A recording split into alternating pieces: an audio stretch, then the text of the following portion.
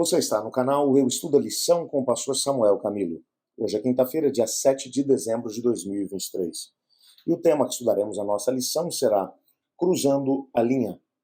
O texto base, Atos capítulo 17, a partir do versículo 32, que diz assim: Quando ouviram falar a respeito da ressurreição dos mortos, uns escarneceram e outros disseram: A respeito disso te ouviremos noutra ocasião.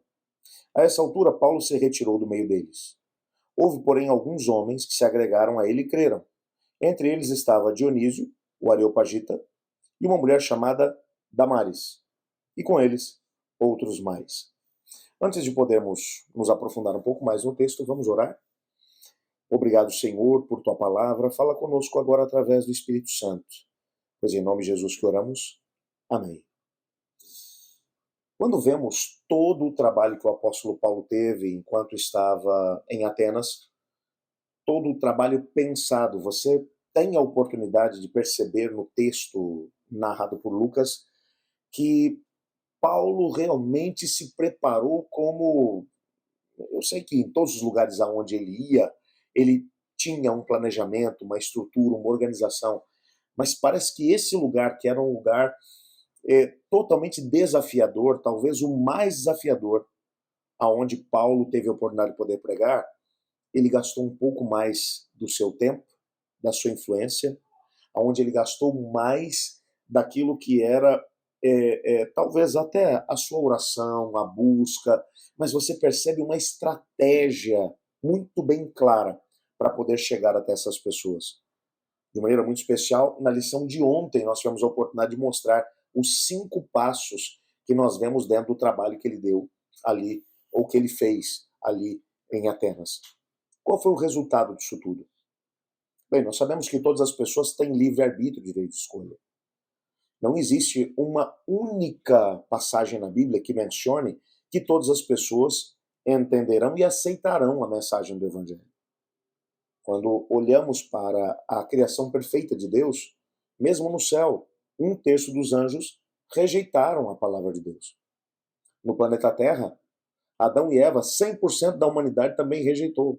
É claro que o Senhor Deus ainda trabalhou com eles para que eles tivessem ou entendessem a malignidade do pecado e aceitassem a Cristo Jesus. E então pudessem também ser salvos. E todos os seus filhos, os que crescem, também passariam pela mesma experiência. Mas o fato é que a Bíblia deixa claro que as pessoas, dentro do seu livre-arbítrio, podem escolher aceitar ou não a palavra de Deus. É interessante que o texto aqui, ele vai nos mencionar pelo menos 3 grupos de pessoas dentro daquilo que foi o resultado imediato do trabalho de Paulo. Quando Paulo falou a respeito, explicou a respeito da ressurreição dos mortos, o que era uma coisa realmente muito complexa para os atenienses. Dentro da filosofia grega, como já mencionei em outro momento aqui na lição dessa semana, havia uma dicotomia muito grande entre a alma e o corpo. A alma é etérea, ela é espiritual, mas ela é boa. O corpo é que é mau. Tudo que tem de problema no ser humano está no corpo. Biblicamente falando, isso não é verdade. A junção dos elementos da terra, ou seja, o corpo, e o fôlego de vida, produzem no ser humano. O ser humano com todas as suas características.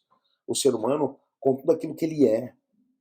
O ser humano com todas as suas características boas e más. O ser humano age de forma pecaminosa principalmente porque o pecado mudou alguma coisa dentro de nós. E hoje temos a tendência para o mal. Mas isso vai acabar quando Cristo voltar. Quando Paulo, portanto, vai falar sobre a ressurreição dos mortos, aqui está um elemento que foi um elemento chave na hora das pessoas poderem tomar a decisão. Alguns imediatamente recusaram. Disseram, não, isso aí, você está ficando louco, Paulo. E é impossível, nem quero ouvir mais aquilo que você tem a dizer. Outras pessoas, entretanto, disseram, olha, eu preciso ouvir mais, eu preciso entender melhor isso, eu preciso compreender melhor esse negócio. Não, a gente vai ter que conversar em um outro momento. Eu preciso ouvir mais a respeito disso para tomar uma decisão. Entretanto, alguns ouviram e aceitaram a proposta de seguir a Cristo Jesus através da mensagem de Paulo. E parece que algumas pessoas muito importantes da cidade, pelo menos 2 delas são aqui apresentadas, o Dionísio, que era alguém que tinha uma função dentro do Areópago, e a Damares, não sabemos exatamente qual era a função dela, mas era alguém importante também dentro do contexto do Areópago. Pelo menos essas duas pessoas, por nome, são citadas, e o texto menciona que outros também junto com eles. Então você encontra gente que negou, e gente que disse, eu preciso entender melhor aquilo que você está falando, e gente que aceitou. É claro que no decorrer, no desdobramento desse trabalho todo, Paulo ainda deve ter trabalhado com aqueles que precisavam de mais informação. E aqui você encontra claramente as três classes de pessoas que nós vamos encontrar quando resolvermos testemunhar a respeito de Cristo.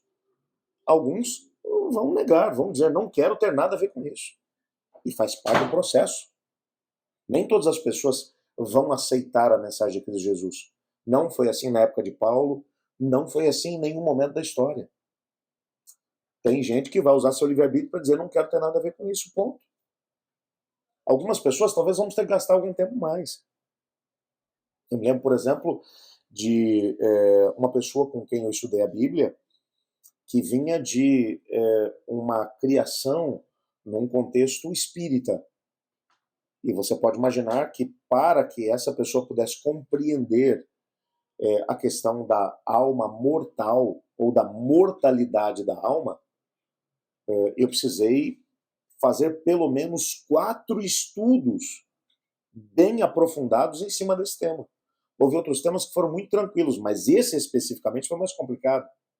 Dependendo do grau de conhecimento que a pessoa tem numa mentira, para que elas possam aceitar a verdade, elas precisarão de mais conhecimento. Isso faz parte do processo. Temos que ter essa paciência com o tempo das pessoas.